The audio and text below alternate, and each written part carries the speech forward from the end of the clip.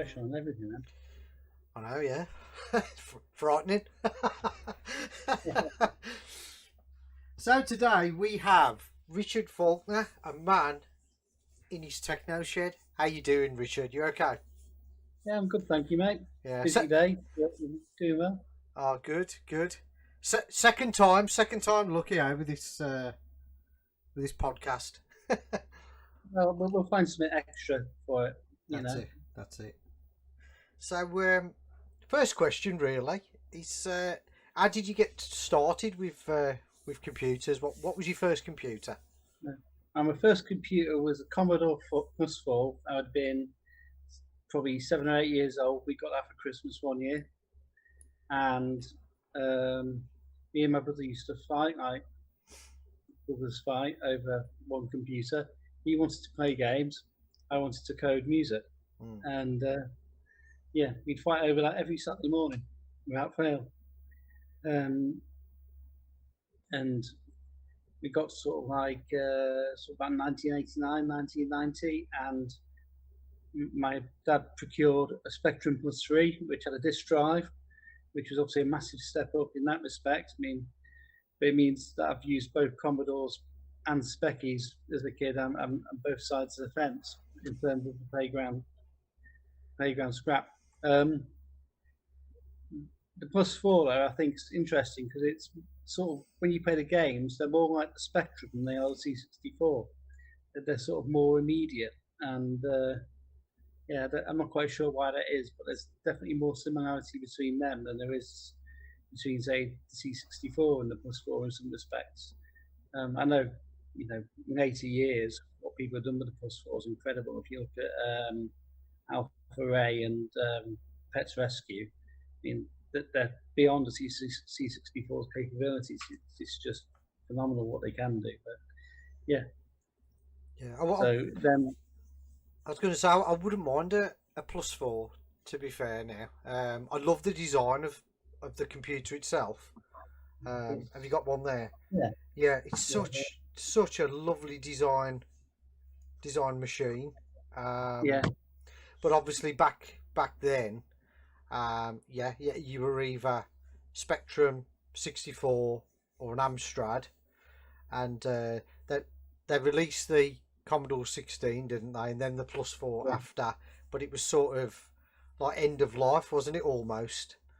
Yeah, well, the Plus 4 sort of stillborn. If you there's quite a lot of stuff you can find online by Bill Hurd in particular, where he talks about the development of the Plus 4, and it all came around the time Jack Tramiel was ousted from Commodore. So he had the Plus 4 down as a Spectrum beta. It was designed to be cheap to produce, and when you look at the original designs, the C16 wasn't a thing. The Commodore 116 was a thing, which is actually a rubber keyed C16 in miniature. It looks like a Plus 4. Oh, okay. Lovely looking thing, but they're about 500 quid each on eBay. Oh, you gotta love eBay. Yeah, and then you got the TED chip on it is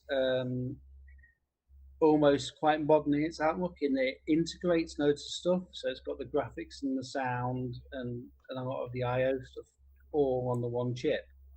The downside to that, of course, is Plus 4s have a habit of burning out their TED chips.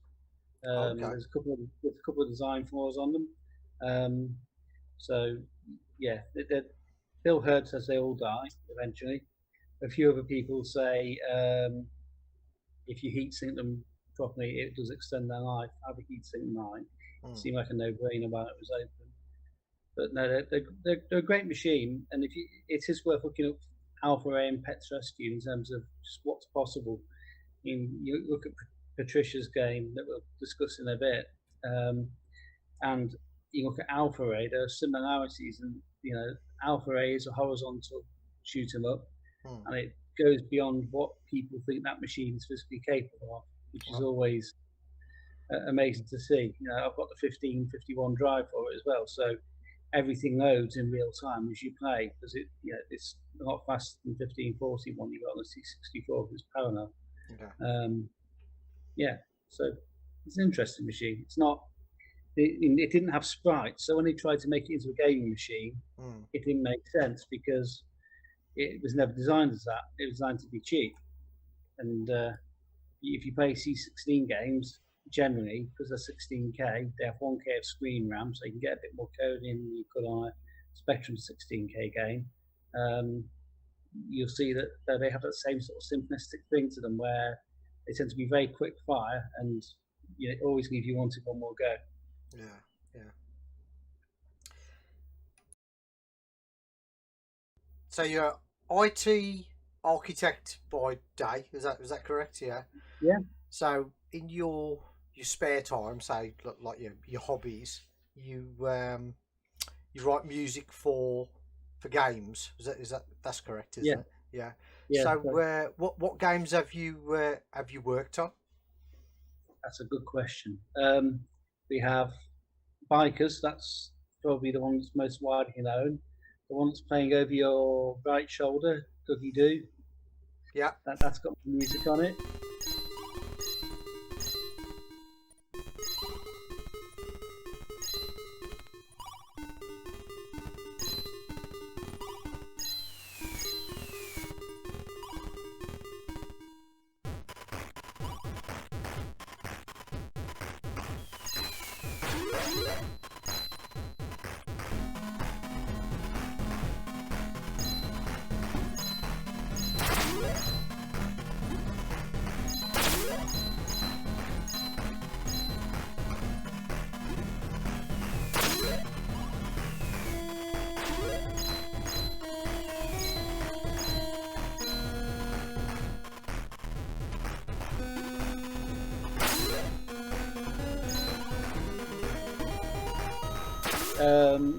Cuadragon, that's got half the tunes on that are mine. Yeah.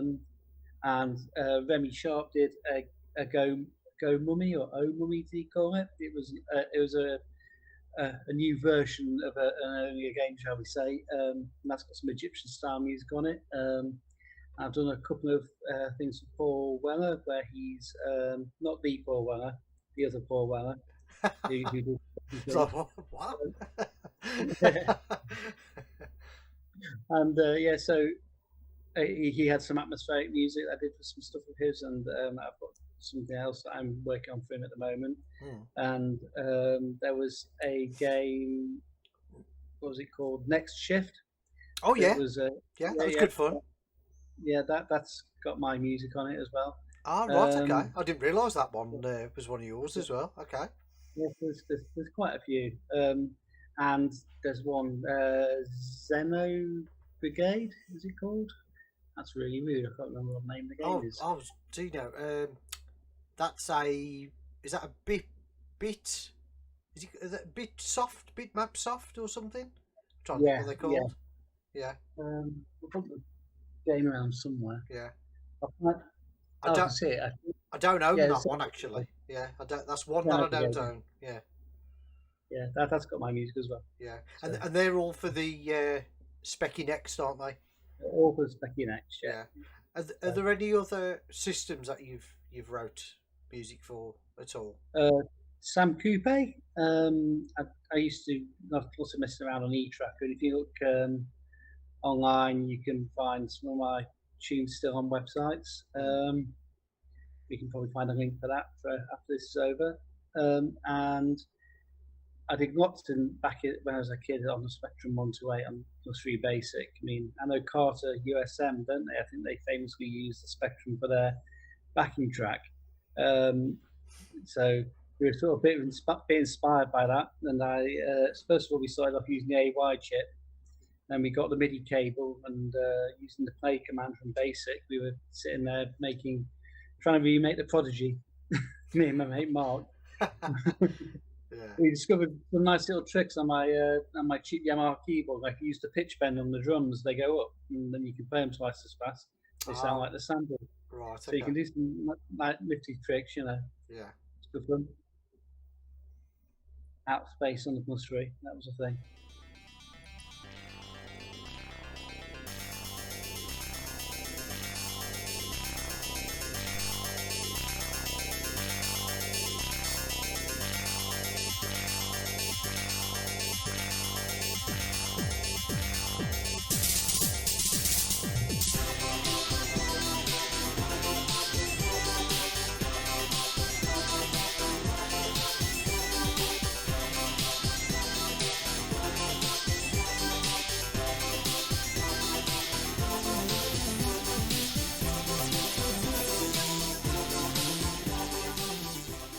So, are there any projects that you're working on at the moment that you'd like to talk about? Yes, so the big one we're working on at the moment is TX 1696 Oh yeah, yeah. with Patricia from Lucky Redfish, and we're going for an old school 90s dance feel for the soundtrack. Nice. To make it feel like I think we probably all played Project X on the Amiga. It's got that sort of feel to it, I think. And and a bit more of a modern twist to some of that stuff as well. There's a bit of drum and bass and things like that in the feel of the tracks, I think. Awesome. Yeah, so that's good fun. We have separate music on every level. It's all going to be digital audio, so it's going to sound good, and I hope it sounds good. Hope people think it sounds good. So that's coming soon. We've got the test code to play the audio. We think we've got the CPU time to play the audio. We're going to try and do digital effects at the same time. Yeah. I'm not 100% sure if that's going to work, if I'm brutally honest. Okay. Just because, at the moment, we're doing the audio by cycling a buffer and using a CTC interrupt to play audio every 70 milliseconds and put a new number on the bus. And that's fine because we're loading that from disk and that goes round and round in a circle. And when the file finishes, that's okay. To do digital effects, we have a choice of how we can do it. We can either load the effects into memory, into RAM permanently throughout the course of the game, and then play them from there. That might work, but memory's tight, and I know Patricia's trying to get it so it works on a 1 meg next. Yeah. Okay. If not, the alternative is to take it from the SD card, like we are for the soundtrack audio, and run that into a buffer.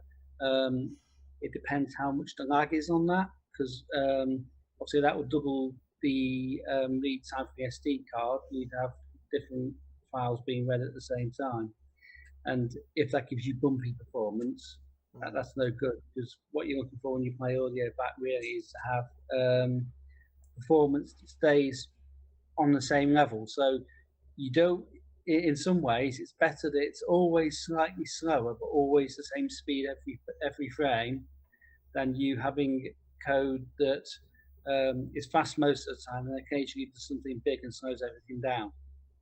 So you want everything to be smooth, and the same goes for this. So if you end up with the buffer being read for the music at the same time as the buffer was being read for the sound effect, then you end up with a lump in performance potentially.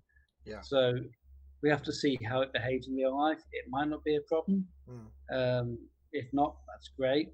The alternative is to fall back to the AY chips, which in some respects is good. They sound good for things like gun shooting and stuff like that, and explosion noises you can do fairly well on it. It wouldn't be able to do some of the tricks like maybe sampled speech that we were thinking of doing, some of the weapon choices and things like that. So we'd have to see how that works in real life. But maybe we could do something on the fly for that as well. It's all in progress in that respect. Yeah. So do you think AY chips for the sound effects and then maybe the SD card for the speech? Was that possibility? So we just got to see how it works out in terms of performance of the game, because the last thing we want to do is make the game a worse experience for the person playing it for the sake of some samples. Game on!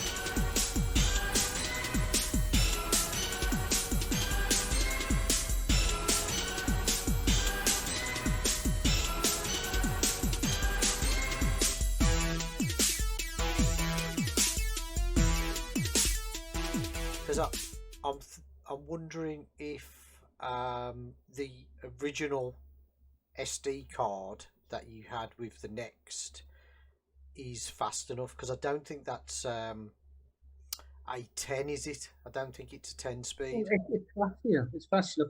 The limit is definitely the Spectrum, not the. Oh, okay. It's nothing to do with the SD card.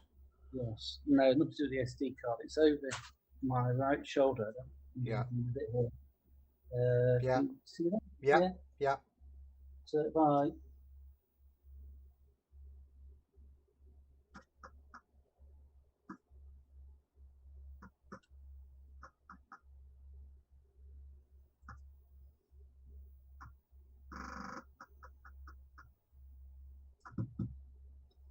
You can see on the screen there, you can see the green and red lines. Yeah. Green line to the CPU time. Right. Play the audio. Okay. So, and the little green and blue flashes you see at the top, they're loading from the SD card. So they're tiny compared to what it's actually using. And it's loading 512 byte nums, so it doesn't cause any numpy performance again. Yeah. Because again, I mean, stop that before it triggers Google, YouTube's. I was just going to say, the copyright strike. Yeah. Nice bit of 9-inch nails there. yeah. We'll stop that before it goes off. Yeah. But you can see there that we're loading in 512 byte chunks, which is actually slower overall than loading big chunks and just playing them back, and then loading a big chunk and then playing that back, because we want the smooth performance. So every frame we get the same amount of time delay and not different time delays that go up and down. Yeah.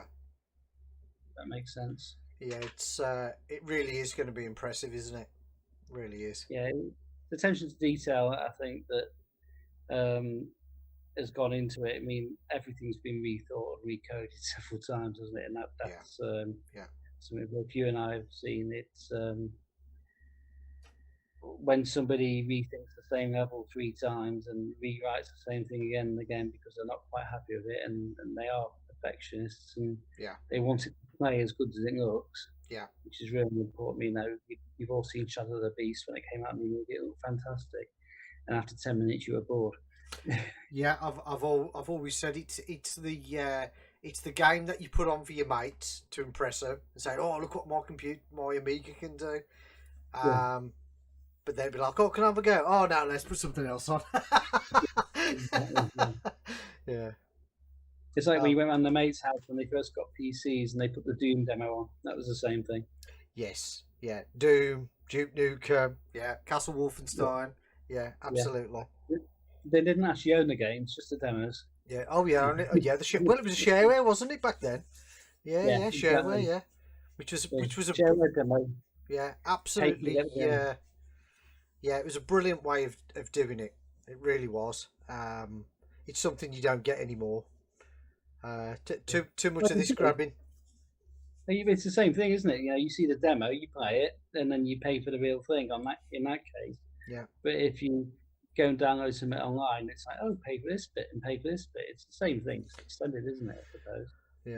Yeah. I preferred the demo and then buy the full game afterwards. Yeah. It was the package that you got as well. Whereas now you're paying for fresh air, aren't you? I know you can get in a game. I understand that, but I like the tactile feel, the opening the box, the smell, the manual, the physical media. Yeah, that I really miss that. But there are still some sites that are doing physical media, and luckily with the whole 8-bit and 16-bit revival, if you like, people are putting the time into to do these nice special editions for us. Yeah, well, I think it's really. I mean, we did one for bikers, and it was fantastic. And Andy put a lot of work into creating the special edition, and he said to me, "Would you like to do an audio CD of all the tracks that are on the game?" Yeah. So on the actual game, it's AY. Yes. Only one AY because we didn't have enough CPU time to do more than one. So when I went back and sequenced it, I did it all on the Atari with all the keyboards and synths that I'm surrounded with. And yes, it changes the character of them, and it's interesting because actually I was looking on SoundCloud, which is where I share my music from, and I put it on Spotify and all the other sites from there, and it picked up that people had used the bikers soundtracks for showing off their motorbikes, um, which was interesting. So somebody had pulled the audio and used it to actually put on a video of a motorbike. I thought, they've obviously taken that at face value and not associated with a computer game at all. So that was a nice feeling. Wow, that's brilliant. Yeah. I was just thinking actually, could looking back at it now, could you have used your music that you produced for your CD to run while the game was on now, using that technique you've just showed us? Yes, I think that's possible. We'd have had to have found some CPU time. Yeah. But actually, we found some CPU time actually later on bikers to make it work for the NTSC editions because they use more CPU per frame if you think about it as a percentage. Oh, okay. So anything that runs off the frame interrupt makes more CPU time. So you need more CPU time to run under an NTSC to get the what's the word, the frame rate consistent. Oh, okay. So we found a few extra frames between me and Andy having a play with how it used DMA, and we found we could shave a few bytes off, and that was enough to, because he used the DMA a lot, create a big speed increase that he could then use to find spare space. So you can find space in these things, but you have to chase it. Yeah. Cramming it in, and of course you have to be able to spare the CPU time, because all those green lines, you can see they're small compared to the red lines, but they are still a percentage of time. So 10% of the CPU is still a lot if you're using it heavily anyway. Yeah. Oh, that's brilliant.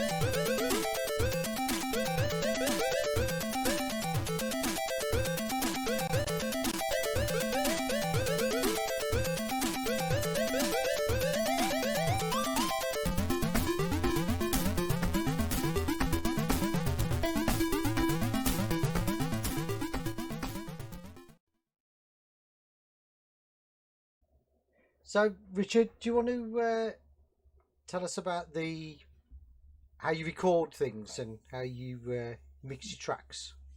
Yeah. Okay. So, obviously, I have a lot of hardware synths. I haven't got soft synths, which are what people generally use.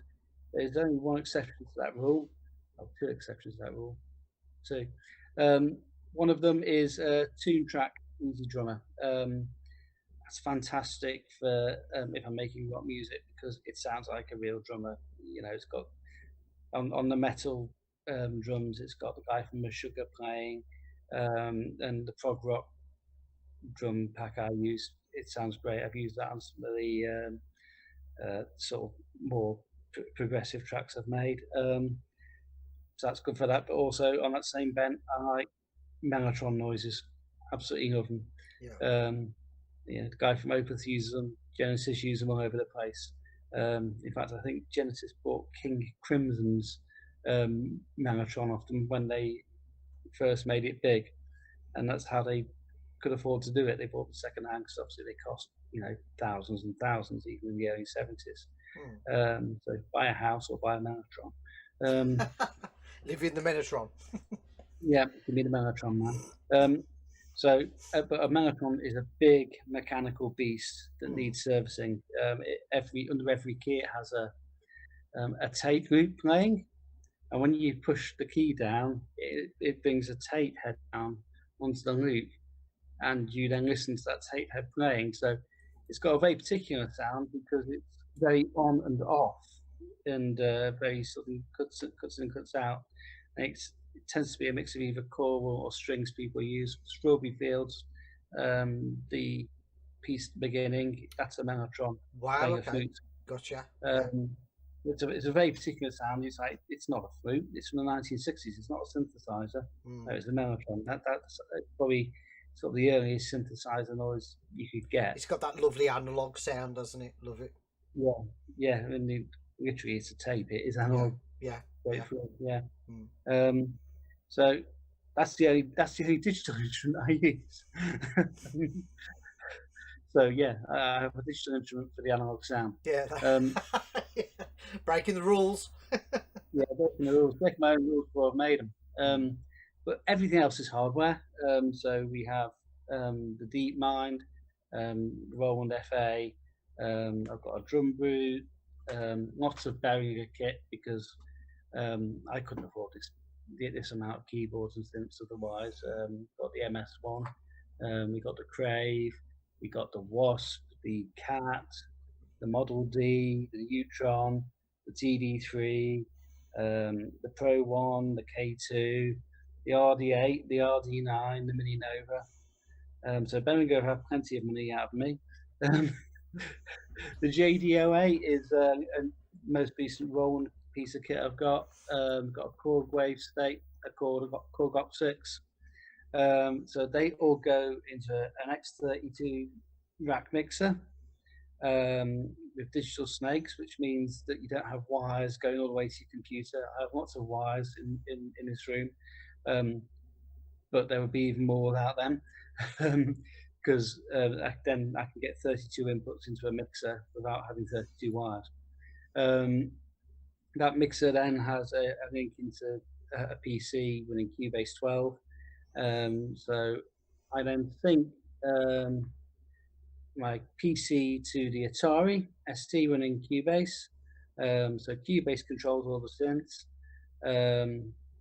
And the C64, that's also synced up to the Atari for its SID noises. Which we love.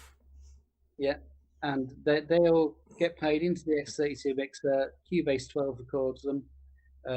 We overlay any Mellotron or Tune Track drums at that point, and then we save the whole project to a Google Drive, and that then appears on my laptop inside the house. I'll sit with my headphones on while Roselle watches the telly, and I'll sit there and mix my music on my other laptop, and make it the sound that you hear. Mix it down to usually to a WAV file, usually 44 kilohertz, because nothing much professional plays back higher than that anyway. And then I go upload that to SoundCloud.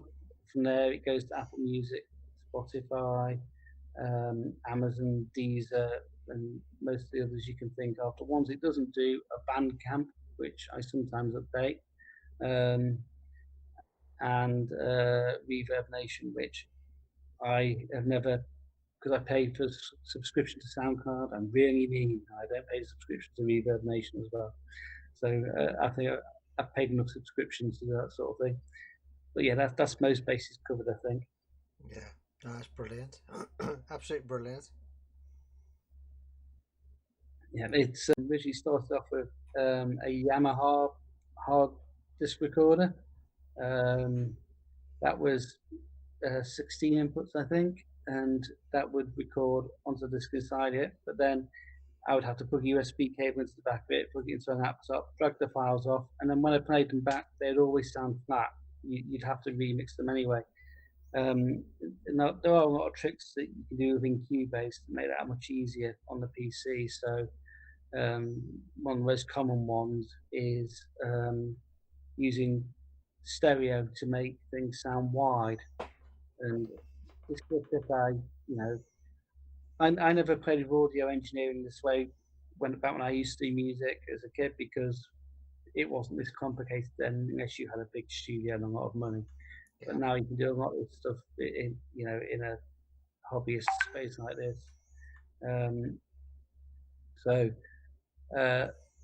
If a mono sound plays out from a channel, pan it hard to one speaker, then put a very, very small imperceptible delay on it, and put 100% of the feedback into the other speaker. Straight away, it will sound like the sound comes from around you rather than at you down the middle. So you can then change that delay, and the bigger the delay, the wider it sounds. Well, and the harder the pan, the higher it sounds. If you narrow the pan so that it's partially left and right, then you'll get a softer deviation, and it'll sound like a different depth of where the instrument comes from. So you might want an orchestra to sound big, like it comes from everywhere. You might want the drums to sound like they come from everywhere, or you might want them to sound like it'll come from a specific place, like where the drummer is. You might actually want to recreate the sound stage of a band, and that's a choice you make when you mix it down. And it takes a lot to make it sound right, and it's one of those things where I think it's as much an art as a science. And some people, what they manage to achieve when you listen to it, they take some very ordinary tracks and make them sound epic. And you can take some very epic tracks and make them sound very ordinary too. I'm probably good at that one. Yeah, it's things have changed since the days of when I used to create music using Pro Tracker. Pro Tracker's a great tool. I never used that one myself. I was always Octamed. But what I used to do when I was at uni, say, about 24 years ago, that's frightening. I had a Sansui 6-track, an Atari ST with a pirated copy of Cubase. Not a pirated copy, a copy of Cubase. And Cubase has always been £300, £400 as a student. It's just impossible. It's borrowed permanently. I borrowed it. Yeah, and I to be honest, I bought 2 copies of Cubase for the Atari Synth at £300 each. So that's okay. Yeah, I think there's. We paid that back. I think you paid for it. Yeah, definitely. Yeah. So. Yeah, and I used to sync that up to a Sansui 6-track because it had a SMPTE unit for it. So I could press play on the 6-track recorder, and it would send MIDI out to the Atari and to the Amiga. So the Amiga on Octamed could receive MIDI, and it would make it keep time with the track. And Cubase and the Atari would keep time with the MIDI, because that's what they're good at. And I had a little TG100 Yamaha module that I plugged into the Atari, and obviously you had the samples coming off the Amiga, so it was quite a good mix in terms of being able to build up a track. Yeah, and we had the track recorders, and obviously I could play guitars and bass down on there, so we used to have fun with that.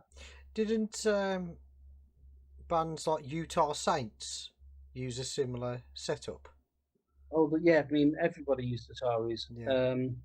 The most recent one I know they used an Amiga was Calvin Harris. So his first album was recorded on Octamed on an Amiga. But yeah, back in the 80s and 90s, everything was Atari, and either a couple of samplers or a synth and a couple of samplers. Most of those bands would have been. The Prodigy would have been Atari, almost certainly. Yeah. Queen were Atari. So Kind of Magic and The Miracle. There's a couple of photos around, if you're on the internet, of them standing there with a stack of Ataris behind them from where they've been recording. Shows you how advanced those 16-bit machines were.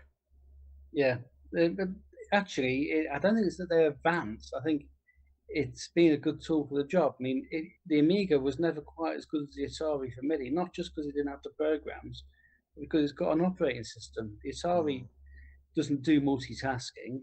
Well, it's only doing one thing. Atari had the MIDI inputs ready, didn't it? Yeah. Built in. Whereas the Amiga you would have had to have bought the MIDI expansion, wouldn't you, for the Amiga? Yeah. There's that, but if the actual operating system of the machine itself is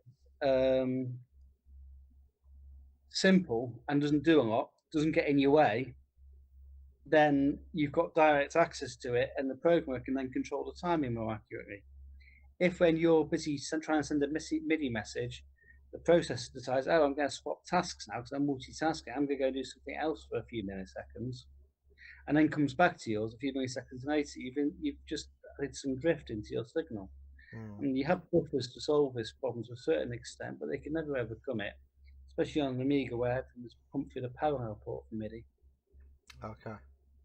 So it's not entirely the fault of the software, because a lot of people sit there and say, well, if they ported Cubase to the Amiga, it would have been fantastic. If they ported Cubase to the Amiga and got rid of the operating system, so it didn't load Workbench up, then it would have been. But you might as well bought an Atari by then. There was too much of a feud with Amiga v Atari back then, wasn't there? Yeah, I had both sitting on my desk and the Sam Q table. Got a new one there now to replace it. Well, I think that's what it is. As we've got older, it doesn't matter anymore. We just love these old machines, and they all. I mean, I've got two Amigas there. I've got a Spectrum there, Commodore 64 there. I've got all my consoles here. Yeah, Specky next here. Yeah, breaking the rules. The only one I haven't got an Amstrad, so that's something I need to sort out. One of those just there. Is that a 128? 6128. Yeah, 6128. Yeah. Friend of mine had the classic CPC 464 with a nice green monitor. Cool key. Yeah. But I love the colour keys on that. I think that's a nice piece of design again. Yeah. It was. I mean, back then, you were like, oh no, I've got a Spec 8, much better, or I've got a C64, which is much better. But yeah, if you look now at how nice the Amstrad was, it has got some. It's always going to be slower doing things like scrolling. I mean, the Sam Coupe's got a similar problem, because if you've got a screen memory that is 24K on an 8-bit machine with 6 megahertz on the Sam or 4 megahertz on the Amstrad, that memory takes a long time to move. So it's 16K on the Amstrad and 24K on the Sam. So if you're going to move that whole stream one to the left, you've got to, because all the pixels are half a byte each, 4 bits each. You've got to do some maths on each one and shift each one along by one individually. That takes a lot of CPU time. The CPC Plus machine did what the Sam Coupe should have done as well, in that it obviously implements hardware sprites like the C64 and the hardware scoring like the C64. In some respects, the Next is actually like a C64 to code, which is probably contentious. But that's dangerous ground there. On C64, you take the character set, you copy it somewhere else, and then you redefine the characters.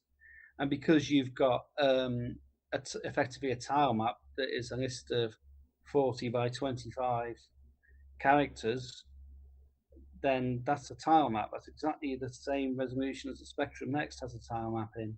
So really, when you say I'm going to scroll one pixel to the left and I'm going to put that new character in there by just putting 1 byte in for the whole tile, that makes it very efficient to do. So it's exactly why the Next does it. I mean, obviously the NES does it, the Master System does it, but in the sort of British 8-bit computer wars, the C64 and the Plus 4 were the ones that did that, not the Amstrad or the Specky. So the Specky got away with it because the screen memory is really small. So 6K is obviously a lot quicker with a similar speed CPU to scroll than 16K is. That's why an Amstrad, you look at it and think, why is that slow scrolling compared to a Specky? Well, it's got more colour. So it takes more effort to scroll it. So it's an interesting sort of dynamic in terms of, I want a computer with more colour, but you have a computer with more colour, it takes longer to scroll it. So you play your specky game and you move the character and it feels more fluid. And that's why, because obviously it is more fluid because it's quicker at updating the screen. The C64, I always thought, complete personal opinion, felt slightly laggy when you play games on it. So you do that with your joystick and you feel like you have a split second wait before it does what you think it should do. And the Specky never had that. No. The Amstrad, again, had that same sort of lag. Where the Amstrad probably really good is the basic. Most of the basic so fast. If you try it, you have to use interrupts in basic. And that's unheard of on most of the 8-bit machines. It'd be a useless exercise to try. The thing is, though, when we were kids, lag wasn't a word. We didn't even know what that was. No. It was just the game, and if there was a response time issue, you just adjusted it in your brain with the joystick, and that's what you did, and that's how you played any game. It was all to do with your own timing. It was like, Hunchback is the one. Playing Hunchback on the Spectrum, that is a nightmare, absolute nightmare of a game. But but what I was going to say was, it's amazing now how programming has developed and how they've made these old 8-bit machines do what they can do now. They're still producing games for them. I remember back when we were kids, when they suddenly they were bringing out these games. I think Karnov was one of the first ones, and there was no colour clash. It was like, have they done this?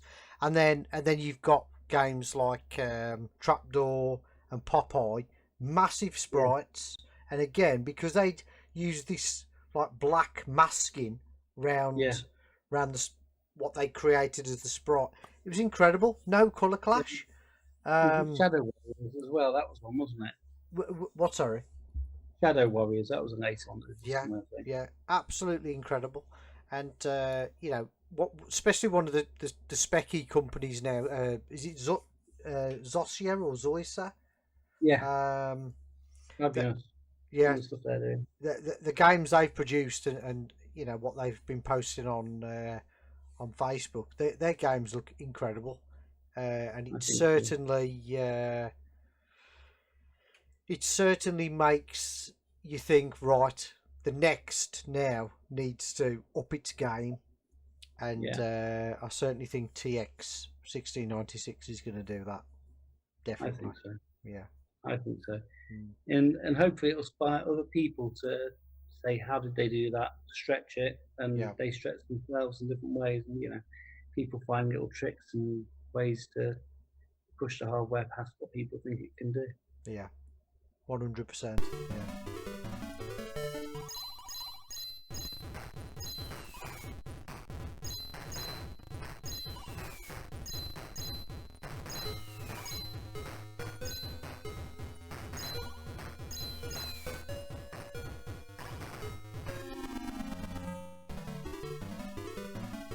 Right then, Richard, can we have a quick look at your Techno shed?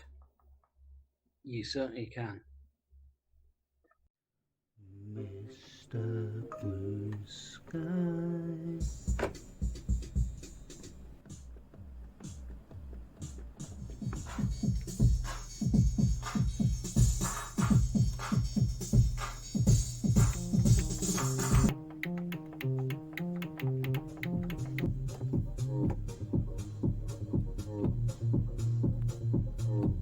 One of the questions I've started asking, bizarre question, is if you had a time machine, where would you go? Anyway, it would be somewhere ridiculous, like just to go and see the Who when they were still, or to maybe to go see the Beatles or something. All those sort of moments. Queen's the one band I regret I've never seen in my lifetime. Oh, you know what? Yeah, I'm with you on that one. Yeah, that's one band. Yeah, definitely. The closest thing I think you can go and watch is probably Muse. And if you go and watch them, the show is always immense, even if the last few albums have been crap. Yeah.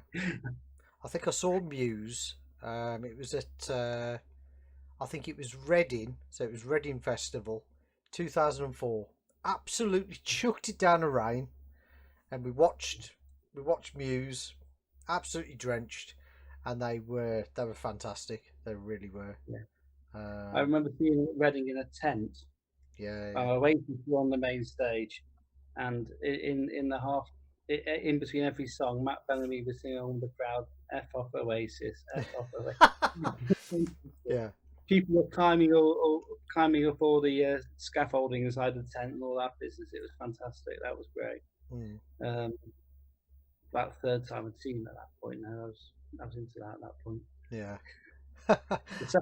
the second album. What's the name of the song? One starts with piano, and it sounds Space Dementia. It sounds really like old Genesis, and I have a thing for old Genesis. Oh, you're a fan of Genesis? That's not on my radar, but yeah, I can understand. I mean, I know you like Opeth. Oh, absolutely, I like Blackwater Park. Favourite album. Yeah. I mean, you do know that he's been off and sang Genesis with Steve Hackett, don't you? No. He sang Supper's Ready with Steve Hackett. Okay, right. I didn't know that. It's one of his favourite albums. It's Foxtrot by Genesis. Wow, how about that? Wow. And if you listen to his later stuff, the one all the fans hate, what's it called? Where they go sort of folky and very prog. It's from about 2011, I want to say. Where one of the last Opeth albums. Yeah, about 2011, something like that. It was Heritage. Yes. And that sounds like Genesis. It is totally like their early stuff. Yeah. And it's a lovely throwback. Yeah. I like the death metal stage. It's good. It's the contrast that makes it. If music's more, it's just why Queen are good. It's why Muse are good. It's because they do the quiet and the loud and the soft and the contrast. If you don't have that, it just becomes a dirge if you're not careful. I mean, okay, pop music all runs at full pelt, all the time. It's always compressed, so you always hear it at the same volume. It never has the ups and downs. And actually, we talked about the Prodigy before, and that's unusual in that for dance music, it does ups and downs.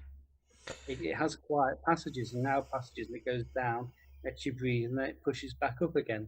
Yeah. Which is what all the best prog rock does. I mean, Opeth, Dream Theater, and Genesis, I suppose. Not really to the heaviness, but it's the same sort of feel. The genius of Prodigy is that they seem to just slot into a category where everybody seems to like them. Whether you're heavily into your dance music, your electronic music, or whether you're a metalhead, people still seem to go, oh yeah, I still like Prodigy, which is a bit of a strange one. But it's a really clever crossover, isn't it? I mean, I've seen the Prodigy a few times, and they're incredible. Yeah, you always feel like you can physically assaulted, don't you, afterwards? Oh God, yeah, absolutely. On the hill one year at Reading, and they were on before Beastie Boys, and we were standing on the hill, and every time the bass drum went, you involuntarily jumped in the air because the ground moved. And afterwards, my brother comes back, and he's lost the shoe, he's lost the sleeve on the shirt. Brilliant. and we got 4 tracks into the Beastie Boys, and we could just start starting to hear them over the ringing. Yeah. It was mental.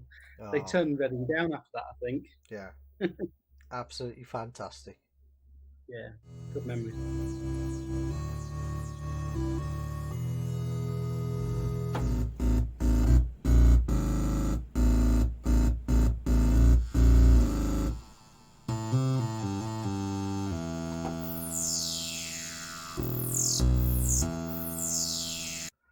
Right then, Richard. So, I'm guessing you've got your own website. Yeah, Um, maninthitechnoshed.com. Brilliant. So, if somebody wants to get in contact with you, they've got a game and they want some music. Is that where they go? Yeah, you go to maninthitechnoshed.com or find me on Facebook in any of the Spectrum Next groups. You can find me on Discord on the Spectrum Next channel. You could probably even find me in the links to this video somewhere. Brilliant. Absolutely. I shall put some of those up now. There you go. Thank you. So, Richard, it's been lovely having you. Thank you very much for doing this this podcast with me. No, thanks for having me. It's been a pleasure. Yeah, absolutely brilliant. Thank you very much, and I'll catch you soon. Take care. Ta-ra. Bye.